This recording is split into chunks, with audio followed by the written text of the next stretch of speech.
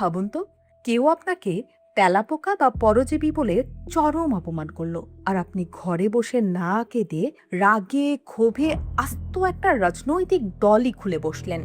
হ্যাঁ, ঠিক এই অবিশ্বাস্য ঘটনাই এখন বাস্তবে ঘটেছে প্রতিবেশী দেশ ভারতে।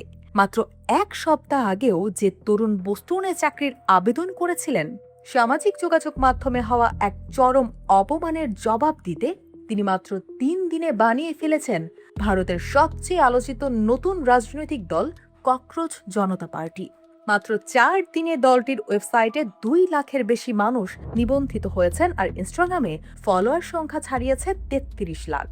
কিন্তু দেশের প্রধান বিচারপতি কেন তরুণদের তেলাপোকা বললেন, আর এই ককরোচ পার্টির আসল উদ্দেশ্যই বা কি? গল্পের শুরুটা বোস্টন ইউনিভার্সিটি থেকে পাবলিক রিলেশনসের সদ্য স্নাতক শেষ করা 30 বছর বয়সী অভিজিৎ দীপকে দিয়ে। আর 5টা সাধারণ তরুণের মতোই তিনি বিদেশে নিজের ক্যারিয়ার গড়ার লড়াইয়ে ব্যস্ত ছিলেন। কিন্তু হঠাৎ করেই ভারতের প্রধান বিচারপতির একটি মন্তব্য পুরো দেশের নেট দুনিয়াকে উলটপালট করে দেয়। সামাজিক যোগাযোগ মাধ্যমে ভারতের অধিকার সচেতন ও সক্রিয় তরুণদের তেলাপোকা ও পরজীবীর সঙ্গে তুলনা করেন প্রধান বিচারপতি। দেশের সংবিধানের সর্বোচ্চ রক্ষকের মুখ থেকে তরুণ প্রজন্মের প্রতি এমন মন্তব্য তীব্র ক্ষোভের জন্ম দেয়। অভিজিৎ দীপকে এই অপমান মুখ বুজে সহ্য করতে পারেননি।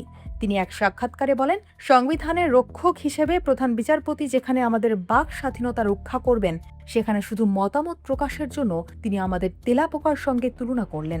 এটি অত্যন্ত বেদনাদায়ক, আর এই ক্ষোভ থেকেই জন্ম নেয় এক অভিনব রাজনৈতিক প্রতিরোধ। অবশ্য বিতর্কের মুখে পড়ে প্রধান বিচারপতি পরবর্তীকালে একটি ব্যাখ্যা দেন। তিনি দাবি করেন, তার মন্তব্যটি ঢালাওভাবে সবার জন্য ছিল না। যারা কেবল সামাজিক যোগাযোগ মাধ্যমে বসে ক্ষোভ প্রকাশ করে কিন্তু দেশের জন্য নিজে কিছু করে না, বিশেষ করে যাদের প্রাতিষ্ঠানিক ডিগ্রি নেই, তাদের উদ্দেশ্যে তিনি এই মন্তব্য করেছিলেন। কিন্তু তরুণ প্রজন্ম এই ব্যাখ্যাকে সরাসরি প্রত্যাখ্যান করেছে। অভিজিৎ দীপকের যুক্তি অত্যন্ত স্পষ্ট। তিনি প্রশ্ন তুলেছেন, ভারতের গ্রামীণ অঞ্চলের বহু তরুণ এখনও প্রাতিষ্ঠানিক শিক্ষার সুযোগ পায় না, পেটের তাগিদে দিনমজুরের কাজ করে। ডিগ্রি নেই বলে কি গণতন্ত্রে তাদের কথা বলার বা প্রতিবাদ করার অধিকার কেড়ে নেওয়া হবে? এই বৈষম্যের বিরুদ্ধে দাঁড়িয়েছে ককরোচ জনতা পার্টি। শুরুতে অনেকেই ভেবেছিলেন এটি হয়তো কেবলই ফেসবুক ইনস্টাগ্রামের একটা সাময়িক ট্রেন্ড বা ট্রোল, কিন্তু আম আদমি পার্টির সাবেক এই যোগাযোগ প্রধান অভিজিৎ দীপকে একে পুরোপুরি প্রাতিষ্ঠানিক রূপ দিয়েছেন। তরুণদের নির্দেশ মেনে তারা স্পষ্ট জানিয়ে দিয়েছেন, এই আন্দোলনে অন্য কোনো পুরনো রাজনৈতিক দলকে নাক গলাতে দেওয়া হবে না এবং তারা সম্পূর্ণ স্বাধীনভাবে কাজ করবেন।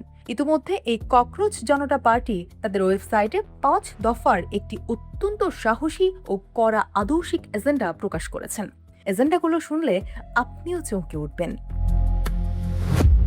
তাদের প্রথম এজেন্ডা হলো, কোনো প্রধান বিচারপতি অবসর গ্রহণের পর কোনো রাজ্যসভার আসন বা সরকারি পুরস্কার পাবেন না। দ্বিতীয়ত, বৈধ ভোট মুছে ফেলা বা জালিয়াতি করা নির্বাচন কমিশনারকে সরাসরি ইউএপি এর মতো কঠোর আইনে গ্রেপ্তার করা হবে। তৃতীয়ত, নারীদের জন্য লোকসভায় শুধু 33% নয়, বরং সরাসরি 50% আসন এবং মন্ত্রিসভায় অর্ধেক পদ সংরক্ষণ করা হবে। এবং চতুর্থত, আম্বানি ও আদানি গোষ্ঠীর মালিকাধীন সংবাদ মাধ্যমগুলোর লাইসেন্স সম্পূর্ণ বাতিল করা হবে।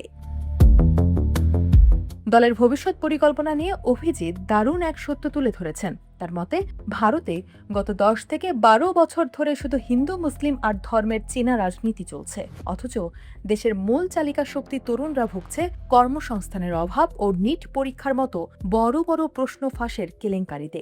এই চেনা নোংরা রাজনৈতিক ধারাকে বদলে দিয়ে তারা এবার তরুণদের আসল সমস্যার কথা শুনতে চান। তবে 2029 সালের লোকসভা নির্বাচনে দল সরাসরি প্রতিদ্বন্দ্বিতা করবে কিনা, কিংবা এই বিশাল আন্দোলনের তহবিল কিভাবে আসবে, তা নিয়ে তাড়াহুড়ো করতে চান না এই তরুণ প্রতিষ্ঠাতা। তিনি একটি পূর্ণাঙ্গ ও নিখুঁত কৌশল সাজাতে কিছুটা সময় চেয়েছেন। অপমানকে শক্তিতে রূপ দিয়ে ভারতের তরুণদের এই তেলাপোকা আন্দোলন কি পারবে দেশের মূলধারার রাজনীতিকে নাড়িয়ে দিতে?